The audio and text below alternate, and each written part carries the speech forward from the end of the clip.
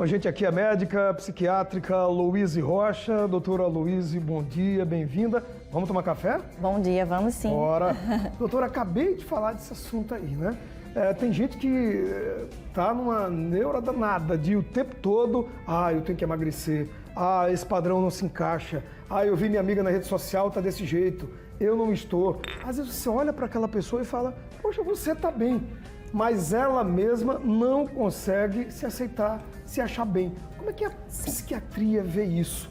É um transtorno? Que problema é esse? Bom dia, bem-vinda. Bom dia, muito obrigada, Douglas. É um assunto muito importante que vamos trazer aqui hoje para informação de toda essa população, né?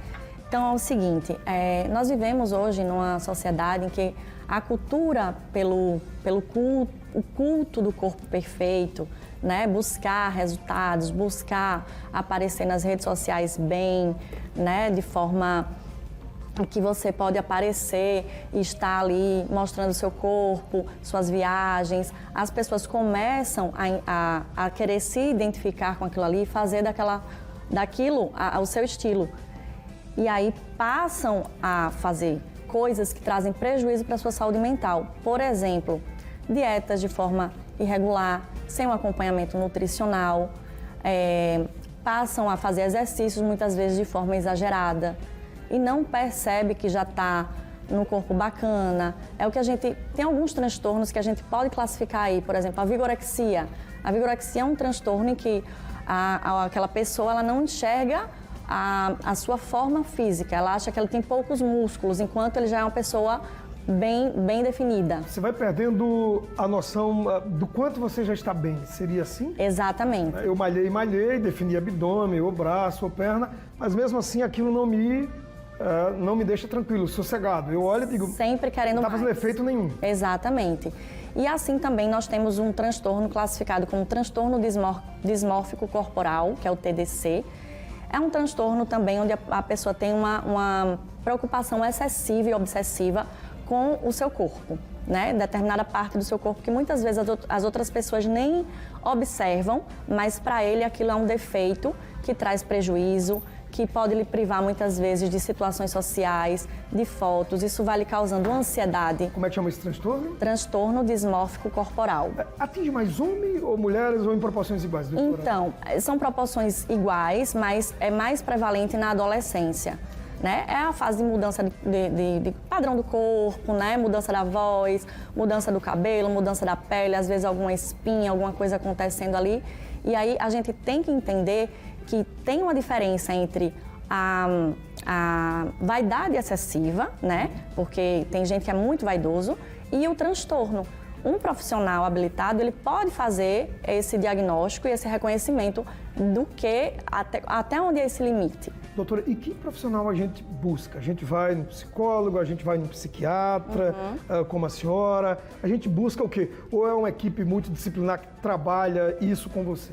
Sim, então, às vezes o paciente ele pode fazer os dois caminhos, tá? Às vezes o paciente ele se sente incomodado e ele busca o profissional da psicologia e o profissional muitas vezes identifica que a parte dele ele pode fazer, mas muitas vezes vai precisar da parte bioquímica, medicamentosa e encaminha para a psiquiatria, assim como o caminho contrário. Às vezes chega para nós no consultório psiquiátrico, a gente identifica que o paciente também precisa de um suporte emocional, comportamental, de pensamentos, que é onde vai agir a parte da psicoterapia. É um conjunto. Doutora, a pessoa consegue se perceber, dizer, chega um momento que você já não olhou para o espelho e nada você acha que está legal.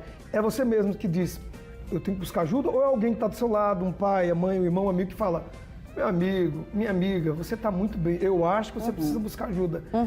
Você se ou é alguém que dá o toque e você vai buscar essa ajuda? Qual é o limite para buscar essa ajuda? Então, muitas vezes o próprio paciente ele não tem esse insight de se perceber, de entender o que está acontecendo com ele, e vem essas observações feitas por terceiros, por outras pessoas, familiares, pessoas próximas. Às vezes isso não é valorizado, eles não levam em consideração, até que começa a passar a ter sofrimento. Né, traz sofrimento psíquico. Então, essa pessoa começa a se isolar, começa a entrar num quadro de ansiedade, muitas vezes. E a maioria das vezes, quando chega no consultório, não chega pelo quadro do transtorno dismórfico corporal, porque ele não entende que ele tem aquilo, ele chega para um quadro ansioso, que está trazendo prejuízo. Que começou lá com essa história. Que começou lá. Ontem, um assunto que rodou o Brasil inteiro, a história da Graciane Barbosa, esposa do Belo, né? Ela é uma moça super malhada, com anos de academia, e que ontem deu uma entrevista, e essa entrevista veio à tona, ela dizendo que acha que a academia não faz efeito. A mulher tem um corpo todo definido, braço, perna. Quando você olha, você fala, tá definido aí. Exato. E ela não se percebe. A academia, a frase dela, abre aspas, não está fazendo efeito, fecha aspas. É o que eu falei há pouco, é a vigorexia. Né? Ela tem todos aqueles músculos, mas para ela ainda está pouco, ainda está pequeno, ainda não está adequado. Quando todo mundo ao redor, né, entende e percebe que ela é bem definida. Então ela acha aquele defeito que só ela consegue perceber. Sim. E como é que é esse tratamento?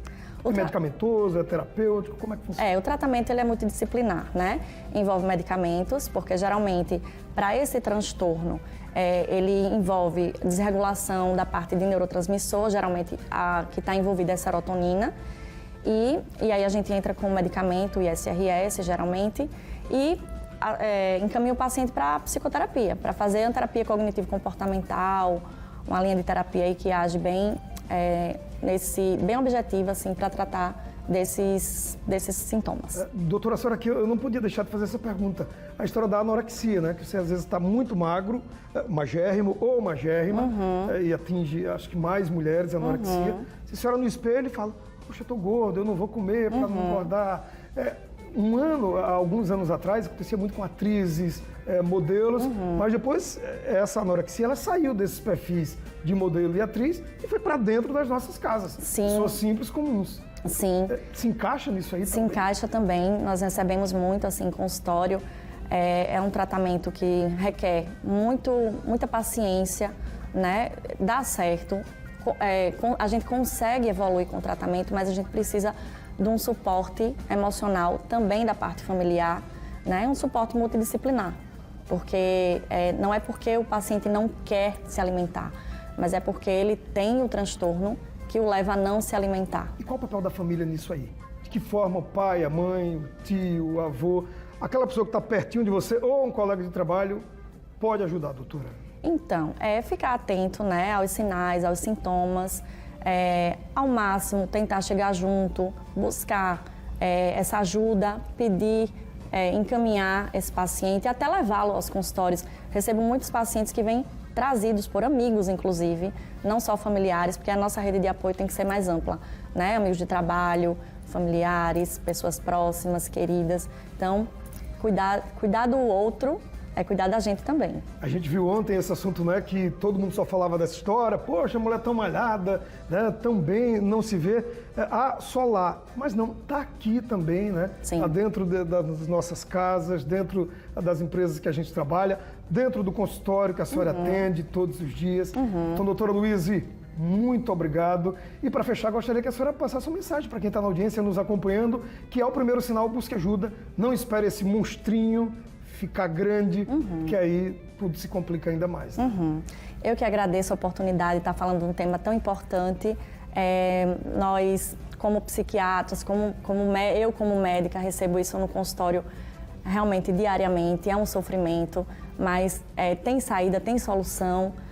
A gente pode estar juntos nessa luta aí contra o preconceito contra a psiquiatria, né? Muitas pessoas ainda relutam um pouco, psiquiatra, tal, mas a psiquiatria, ela é uma especialidade, assim como o cardiologista, assim como o neurologista, assim como qualquer outra especialidade que cuida do teu corpo. Então, o corpo, ele não funciona sem a mente, tá bem.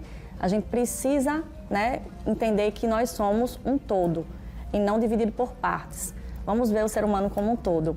E assim, com relação à questão da estética, do emagrecimento, você é mais importante do que aquele número que está ali na balança. Então, vamos fazer tudo com cautela e cuidado. O carnaval está aí e vamos se cuidar, gente.